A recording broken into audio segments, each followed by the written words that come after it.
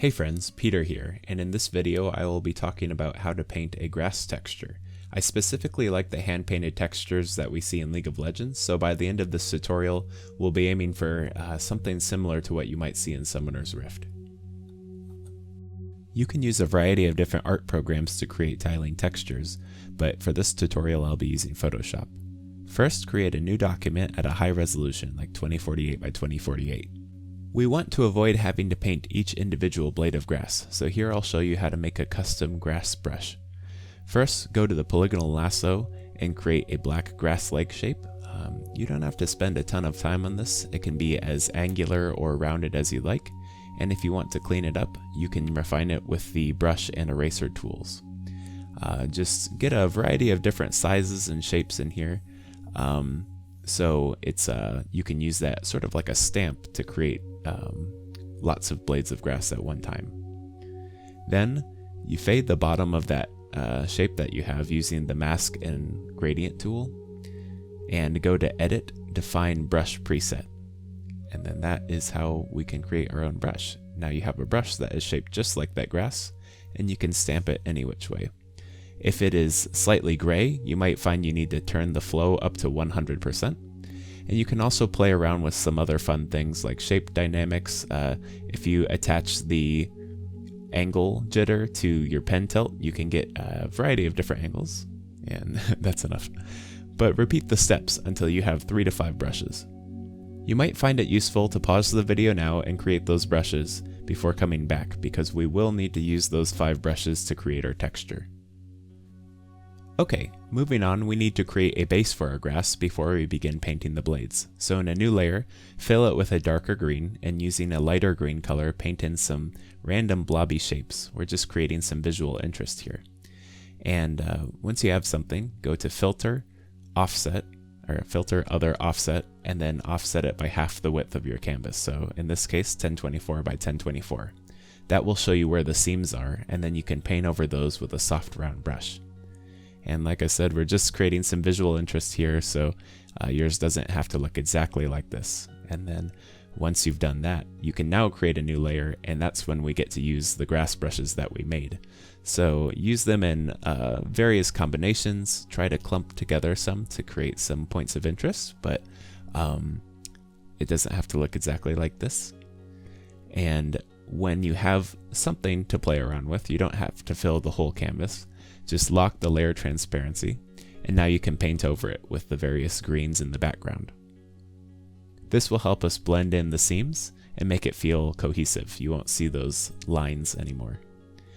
And make sure at least the bottom half is blended a little bit more. The top halves, we want to let the light hit those so it stands out against the background.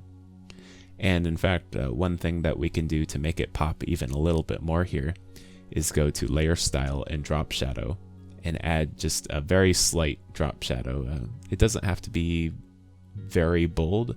I'm picking actually some greener colors here. Now once you've created that drop shadow, rasterize the layer style and keep painting over those seams.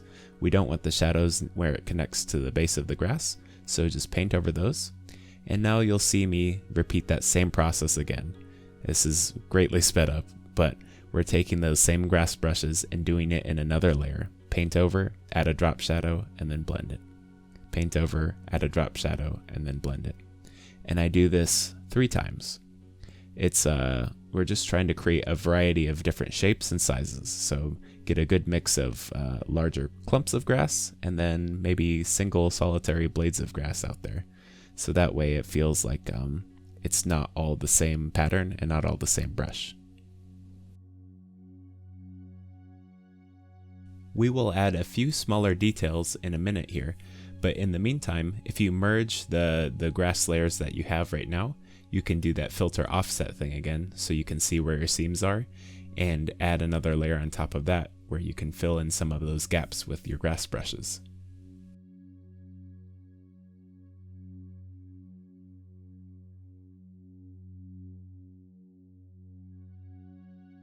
Once you follow those steps and are satisfied with what you have, merge all your layers together and begin to paint some spots in.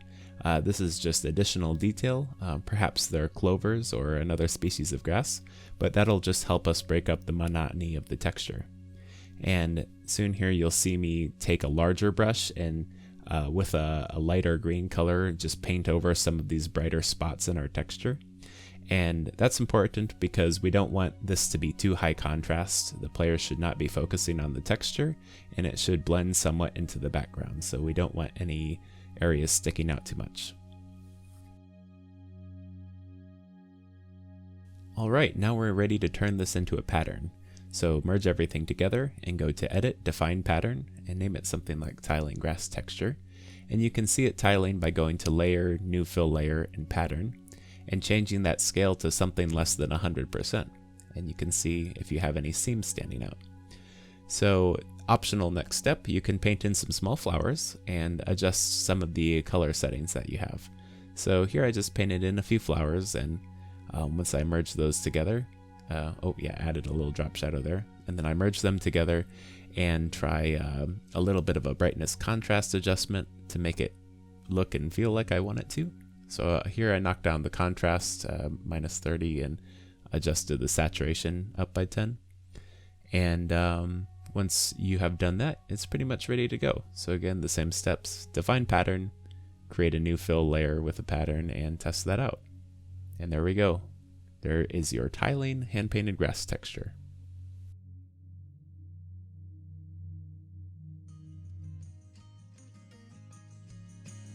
Please let me know if you have any questions, recommendations, or requests in the comments below, and thank you so much for watching. Until next time.